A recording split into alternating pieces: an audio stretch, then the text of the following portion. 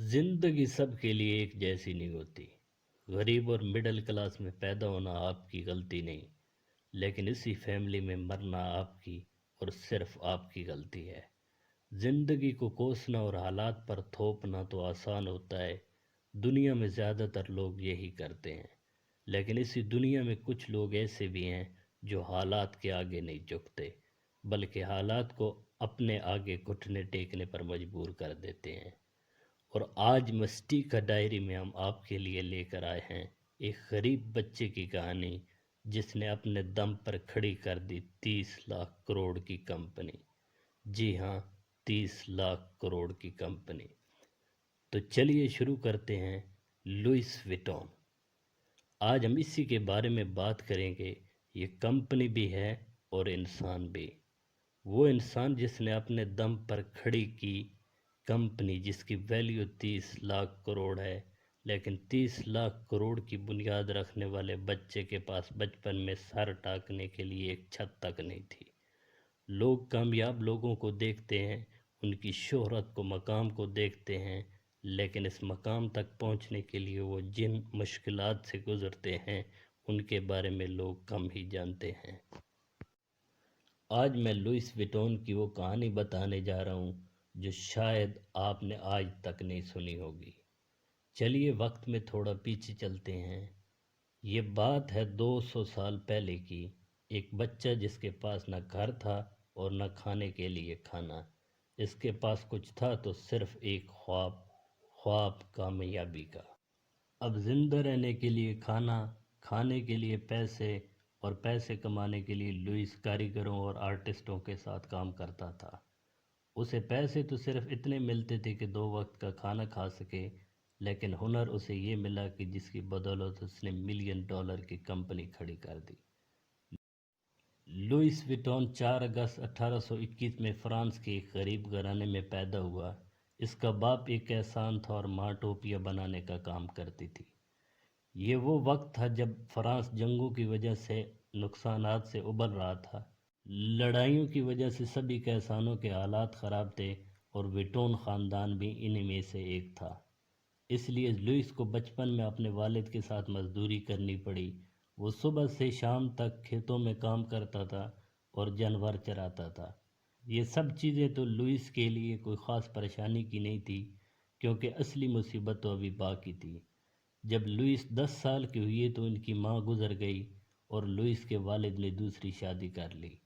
اس کی سوتیلی ماں ایسی تھی جیسے آپ فلموں میں دیکھتے ہیں۔ لوئس کو نہ تو کھانا دیتی تھی اور نہ ہی چین سے رہنے دیتی تھی۔ اسی وجہ سے لوئس 13 سال کی عمر میں گھر چھوڑ کر پیرس آ گیا۔ وہ پیرس تو پہنچ گیا، لیکن اس کے پاس نہ تو کھانا تھا اور نہ ہی پیسے۔ اس وقت لوئس پر قسمت تھوڑی مہربان ہوئی اور لوئس کو کاریگروں کے پاس کام مل گیا، جہاں پر انہوں نے میٹل، پتھر، فیبرک اور لکڑی کا کام سیکھا۔ اس نوکری سے صرف اتنے پیسے ملتے تھے کہ وہ اپنا پیٹ پال سکے، لیکن رہنے کے لیے ان کے پاس چھت نہیں تھی۔ وہ کمبل اوڑھ کر لکڑیوں پر سو جاتے تھے، لیکن ان کا وقت بدلنے والا تھا، کیونکہ پیرس میں شروعات ہوئی تھی ریل کی، جس کی بدولت سفر اب بہت آسان ہو گیا تھا۔ لوگ ٹرین میں دل کھول کر سفر کر رہے تھے، لیکن ایک مسئلہ ابھی بھی آ رہا تھا، اور وہ تھا سامان لے کے جانے کا۔ لوگوں کی یہ پرابلم کاریگروں کے لیے ایک بہت بڑا موقع تھی۔ کاریگر بڑے بڑے باکس بنانے شروع ہو گئے۔ لوئس کو بھی اپنے لیے ایک بڑا موقع دکھائی دیا۔ وہ کئی طرح کے کام جانتا تھا، جیسے میٹل، پتھر اور لکڑی کے، لیکن ان کو ایک موقع کی تلاش تھی۔ وہ موقع دیا مونسیئر میرچل نے۔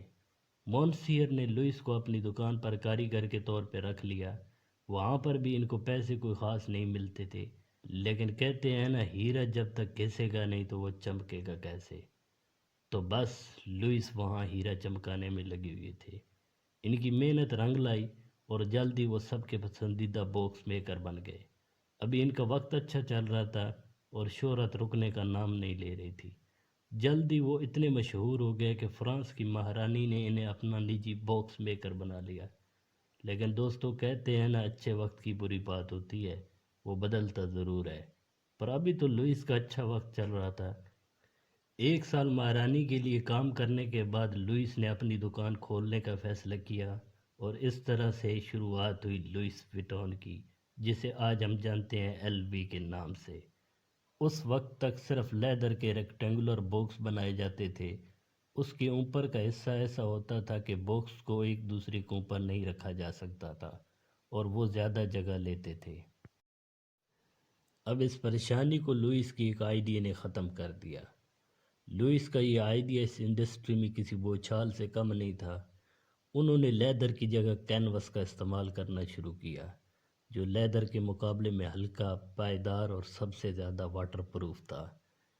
اب اس سے باکسز کو ریگولر شیپ میں بنانا شروع کر دیا گیا، جس میں لوگ ان کو ایک کے اوپر ایک رکھ سکتے تھے۔ اس کے علاوہ دکھنے میں شاندار اور ماڈرن لگتے تھے۔ لوئس کی اس آئیڈیا نے اس کی زندگی تبدیل کر دی، اور صرف 2 سالوں میں لوگوں کے درمیان لوئس وٹون کے بیگ عام ہو چکے تھے۔ اب لوئس نے اس باکس سے آگے بڑھ کر سوچا، اور وہ تھا ہینڈ بیگ۔ اس وقت کے لوگوں کے لیے ہینڈ بیگ کسی مصیبت سے کم نہیں تھے۔ لوگ انہیں صرف مجبوری میں استعمال کرتے تھے، لیکن لوئس اتنا خود اعتماد تھا کہ وہ کچھ نیا کر سکتا ہے۔ ان کے ہینڈ بیگ بھی لیدر کی جگہ کینوس میں ہوتے تھے۔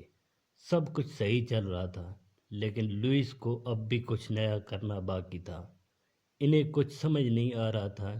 ایسے میں انہوں نے اپنے بیٹے جارج وٹون سے مدد مانگی۔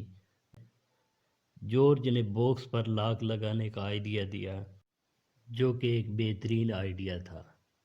اس سے پہلے باکس کو لاک نہیں ہوتا تھا۔ جارج نے لاک کے ساتھ ایک پیٹرن بنا دیا، جس سے بیگ ایک خزانے کی طرح کھلنے لگا، اور ساتھ ہی چوری کے سامان کی حفاظت ہونے لگی۔ اور لوئس وٹون کے بیگ نے ایک بار پھر آسمان کی بلندیوں کو چھونا شروع کر دیا۔ لیکن دوستو، ہم نے آپ کو بتایا تھا نا، ہمیشہ وقت اچھا نہیں رہتا۔ اب لوئس کا وقت بدل رہا تھا۔ فرینکو پرشین وار کی وجہ سے لوئس کا کام بند ہو گیا۔ نہ صرف بند ہو گیا، بلکہ ان کو گھر چھوڑ کر واپس شہر جانا پڑا۔ لوئس ایک بار پھر بے گھر ہو گیا، لیکن اس بار وہ اکیلا نہیں تھا، اس کے ساتھ اس کا خاندان بھی تھا۔ باقی کے ریفیوجیز کے ساتھ وہ بے حد تنگ جگہ پر رہنے لگا، جہاں پر اسے کھانا بھی صحیح سے نہیں مل رہا تھا۔ جب لڑائی ختم ہوئی تو وہ پورے خاندان کے ساتھ اپنے گھر واپس آ گیا، لیکن اس کا سارا سامان چوری ہو چکا تھا۔ ورکشاپ برباد ہو چکی تھی۔ لوئس نے اپنی سیونگ سے اپنی ورکشاپ کو صحیح کیا اور دکان کے لیے نئی جگہ کی تلاش شروع کر دی۔ جنگ کی وجہ سے پراپرٹی کے ریٹ کافی کم ہو چکے تھے، جس کی وجہ سے لوئس کو شہر کے اندر دکان کافی سستے ریٹ پر مل گئی۔ دکان کھولنے کے 6 ماہ بعد لوئس کا سارا کام واپس پٹڑی پر آ گیا، لیکن اسے کام صرف پٹڑی پر نہیں لانا تھا، بلکہ اس سے تیزی سے چلانا بھی تھا۔ اس لیے لوئس نے ٹیکنالوجی کا استعمال کرنے کا سوچا اور اپنے بیگز پر پیٹرن پرنٹ کرنا شروع کر دیے، جس سے وہ اپنے کمپیٹیٹر سے 2 قدم آگے نکل گئے۔ اس نئے ڈیزائن نے مارکیٹ میں دھوم مچا دی، اور اب لوئس کو صرف اپنے ملک ہی نہیں بلکہ بیرونی ملک سے بھی آرڈر ملنے لگے۔ اسی کو دیکھتے ہوئے لوئس نے اپنا ایک شاپ لندن میں بھی کھول دیا۔ اس سے شروعات ہوتی ہے لوئس کی ورلڈ وائڈ سٹارٹ کی۔ اس وقت لوئس کے واحد ڈیزائن تھے جس کی پروڈکٹ اپنے ملک اور دوسرے ملکوں کے امیر گھروں میں پائی جاتی تھی۔